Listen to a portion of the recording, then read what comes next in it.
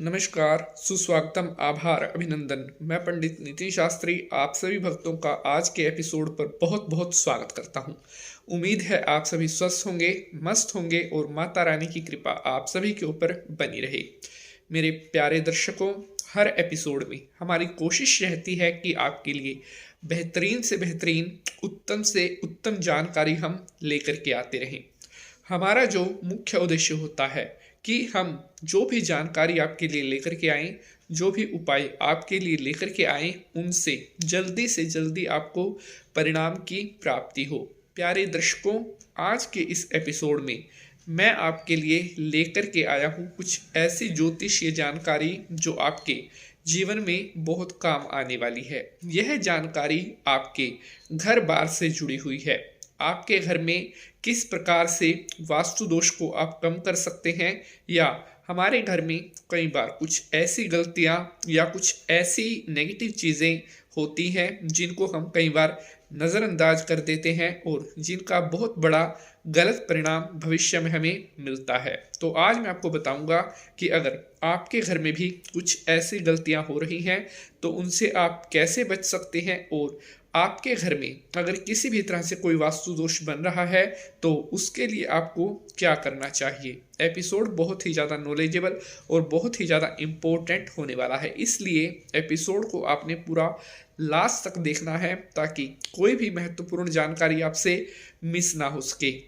जो भी दर्शक पहली बार पंडित नितिन शास्त्री चैनल पर आए हैं, अभी चैनल को सब्सक्राइब करने के बाद घंटी का निशान ज़रूर दबा लें, जिससे आपको हमारी आने वाले हर एपिसोड का नोटिफिकेशन सबसे पहले मिलता रहे।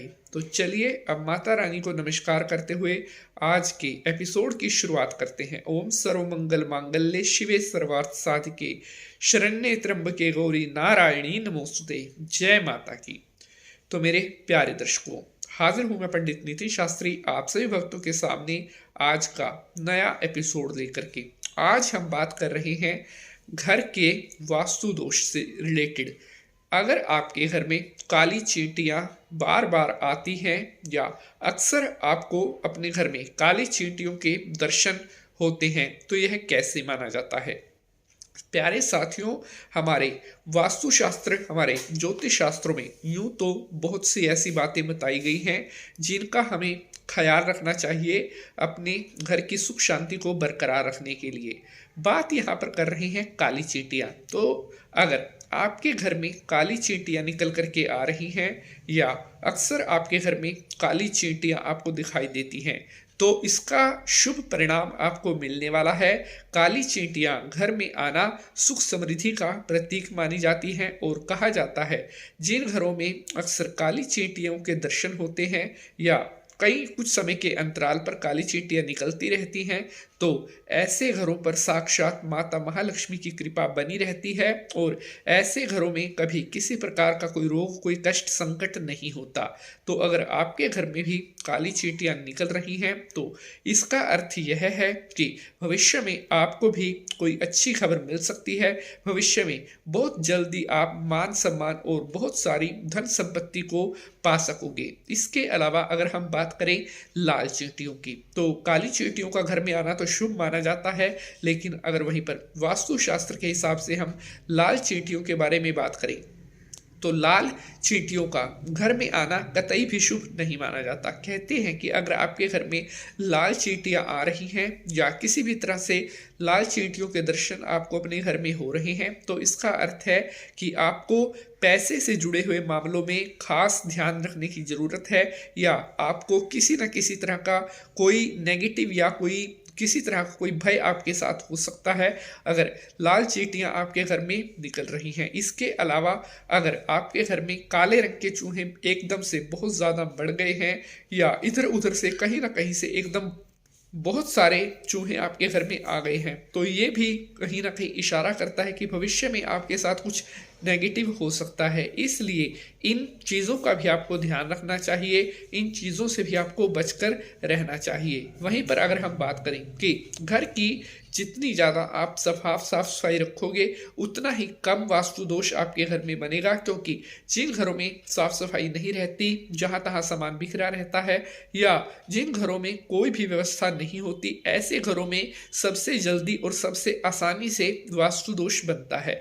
तो अगर आप चाहते हैं कि आपके घर में एक तो पैसे की कभी कमी ना हो और सुख शांति की कभी कमी ना हो, तो उसके लिए सबसे ज़रूरी होता है कि आप अपने घर का वास्तु दोष ठीक रखें।